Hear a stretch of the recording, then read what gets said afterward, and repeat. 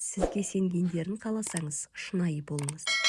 Жақсы адам болыңыз, бірақ оныңызды өзгелерге дәлелдеймін деп уақытыңызды кетірмеңіз.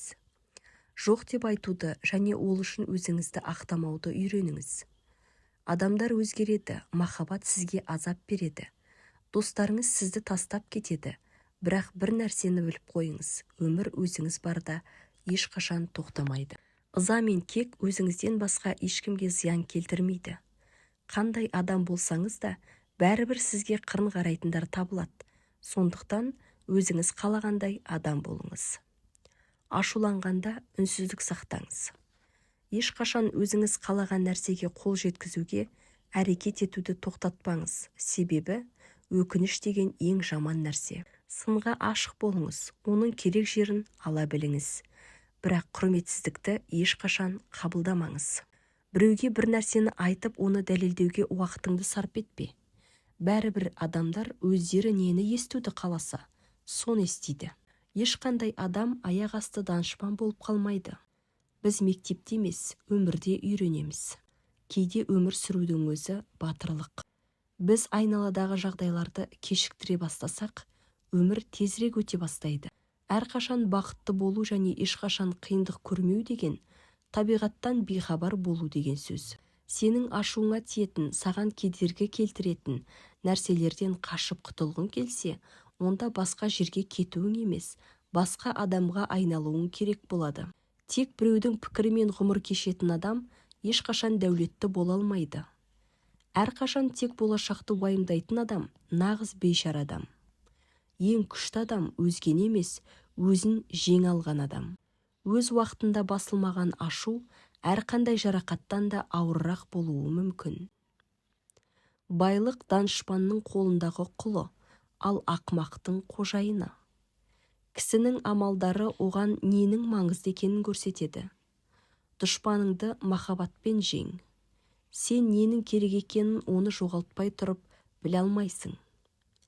Әрекеттеріңнің нәтижесі қандай болатынын алдын ала болжай алмайсың, бірақ ештеңе істемесең, ештеңеге қол жеткізбесің анық.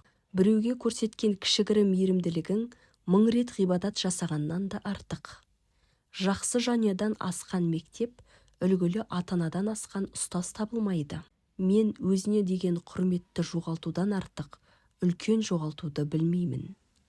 Бір нәрсе істер екенсің, оны махаббатпен жаса. Әйтпесе бұл іске қол ұрмағаның абзал.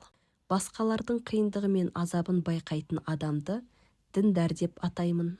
Кедейлік қылмыстың ең жаман көрінісі. Қателіктен қашудың өзі қате. Саф жүрек нағыз сұлулық. Егер қорқыныштан бас тартсаң, сені ешкім қорқыта алмайды. Кісінің мақсаттарына күдікпен қарай бастасаң, оның әрбір ісі бұзық болып көрінеді. Күш қолданбау адам жүрегінің құдіретін көрсетеді. Оны ақылмен басқару мүмкін емес. Нағыз әдеп көпшіліктің соңынан еру емес. Бәлкім өзің үшін дұрыс деп тапқан жолды тауып, ешқандай қорқынышсыз сол жолмен жүріп өту. Егер әрбір адамнан Алланың кереметін көрмейтін болсаң, онда Құдайды басқа жерден іздегенің ешқандай пайда бермейді. Ақиқат ешқашан әділетке қарсы шықпайды. Әр күні ұйқыға жатар алдында мен өлемін, ертеңіне қайта оянғанда қайта туғандай боламын. Адам өз пікірінің көрінісі, кісі нені ойласа соған айналады. Келешегің бүгінгі амалдарыңа байланысты. Өзіңді табудың ең жақсы тәсілі өзіңді өзгелер үшін қызмет етуге бағыштау. Адамзатқа деген сенімді жоғалтпау керек. Адамзат мұхитқа ұқсайды. Мұхиттың бірнеше тамшылары кір болғанымен бүтін мұхиттың ластануы мүмкін емес. Ешкім менің рұқсатымсыз менің көңіліме қаяу түсіре алмайды. Әлсіздер ешқашан кешіруді білмейді. Кешіру қабілеті тек мықтыларға тән қасиет. Егер сөздерің мен амалың бір болса, айналаңның бәрі сені құрмет тұтады. Өміріңізде кезіккен әрбір жан сізге өзімен бірге өмірлік сабақ ала келеді. Егер сіз 6 жасар балаға бірдеңені түсіндіре алмасаңыз, демек оны өзіңіз де түсінбегенсіз. Ешқашан жақындарыңызға қарыз бермеңіз. Себебі ақшаңызды да, жақыныңызды да жоғалтып алуыңыз мүмкін. Мен білетін ең кедей адам ақшасынан басқа еш нәрсесі жоқ адам.